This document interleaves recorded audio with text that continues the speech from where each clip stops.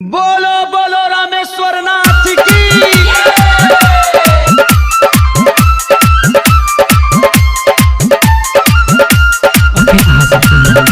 वायरसकेयर के शानदार प्रस्तुति।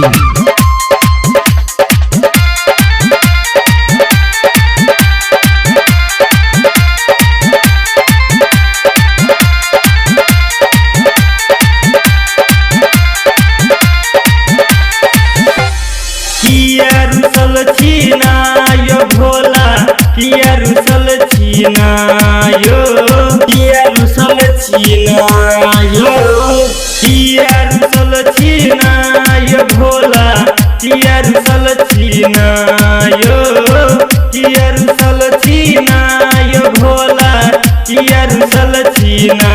कि हम सब जय हो, कि हम सब जय हो, कि हम सब आही के चरण पकड़ के पूजै छी। किया रुसल छीना, कि हम सब आही के चरण पकड़ के पूजै छी। किया रुसल छीना, किया रुसल छीना,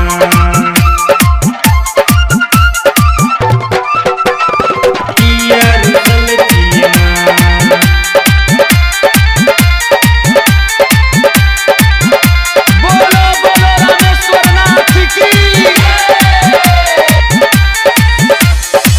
अहाँ छी तऽ भोला रानी, हम छी अहाँ के पुजारी यो। किया एते नखरा केलौं, करू नै नादानी यो, करू नै नादानी यो। अहाँ छी तऽ भोला रानी, हम छी अहाँ के पुजारी यो। किया एते नखरा केलौं, करू नै नादानी यो। किया रुसल छीना यो भोला, किया रुसल छीना यो, किया रुसल छीना यो भोला, किया रुसल छीना।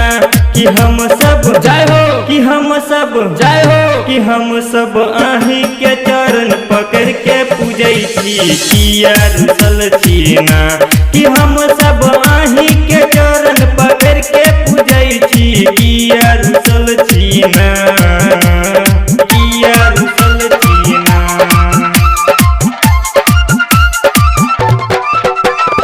किया रुसल छीना।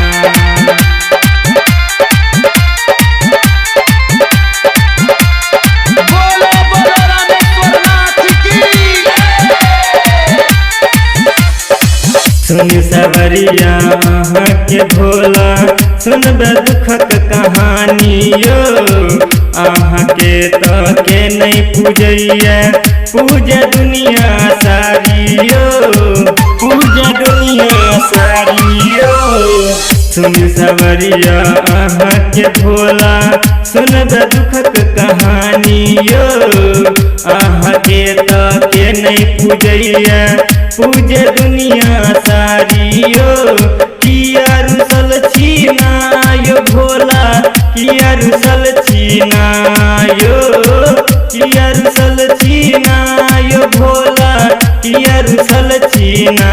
कि हम सब जय हो, कि हम सब जय हो, कि हम सब आही के चरण पकड़ के पूजै छी। किया रुसल छीना, कि हम सब आही के चरण पकड़ के पूजै छी। किया रुसल छीना।